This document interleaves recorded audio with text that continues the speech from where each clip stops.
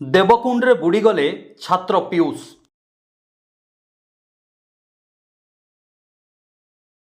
देवकुंड सांग सहित बुलिबाकु जाई कुंडरे बुड़ी चलीगला छात्रंक जीवन।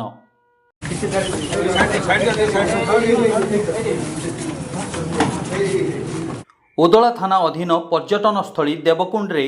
ओदला राढ़ कॉलेजर युक्त 3 छात्र पीयूष महापात्र सांगंक सहित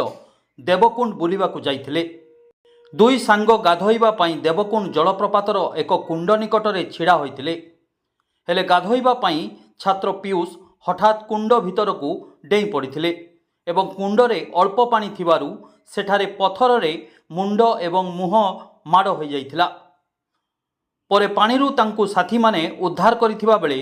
खबर पाई अग्निशम विभाग घटनास्थल रे पहुंचितिला। हेले सेतेबेलकू छात्रंकर मृत्यु होई सारिथिला। परे छात्रंक मृतदेहकू देवकुंडर 3 नंबर कुंड निकटरू तलकू आनी अग्निशम विभाग मृतदेहकू मेडिकल नैथिले।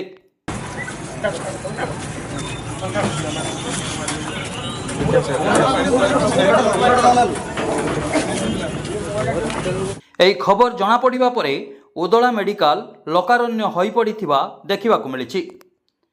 तेबे उदला पुलिस घटनास्थल रे पहुंची अधिक तदंत आरंभ करछि। मो ना दलगोविंद दले 9टा बेले जाइथिले सेठी गाधेइथे तापरे 9टा बेले गले तापरे सेठी पहुंची कि अगर मुड़ी खाई कि तापरे 2 जन गले गाधेइथे से मु ठिया आइछि बाहर से भीतर को दौड़ की पहरी गला तापरे 10 सेकंड खंडे रहिली से भितरे गुड़ाटा खसरी गला फटफट डाकिला तापरे सेठी 2 जन लोक ठिया आइथिले सेमानु कहली पहरा आसेना मते आसेनी पहरा सेमानु कहली पहरा आसेना तार सान कहले मते पहरा आसेनी तापरे मु दौड़ी गली नना को डाकिली नना साड़ी नहीं आसिले सी भी कहले मते पहरा आसेनी 10-15 जन लोक भी ठिया आइथिले कहले काहारी को पहरा आसेनी तापरे पुणी मु दौड़ी के पूरा तळको आसिकी जने डाकिली तांको जे काम करंती देवकुंड रे सी आसिले सी भी देखले एते भितरे अछि सी पहरा आसे तळको 10-15 मिनिट हे गलानी तापरे पुणी आ जने तळो आसिले तापरे ताको बाहर करले ना मु एकला हम 2 जन राकेश कुमार पंडा पहुँचला को 11:30 हो गलानी से जाइए पिला मैंने 10टा बेलू एंट्री मारी जा गाधोवाई 2 जन सांग जाइए से जो गाधोवाई पानी को जाइए पानी रे ता हाथ कि मुंड को जहाँ भी हो गोटे लगी जहाँ फल अणनिश्वास होकर पिलाटा पारि जाइए पहरा शिखी नथिले से 2 जन जाक सांग पहरा शिखी नथिले पाखापाखि लोक भी थिले किंतु ताको डाकिया परे भी कहीं आसी से पिला को बचाइबा जहाँ फल पिलाटी आज माने मृत्यु मुखरे पड़ला।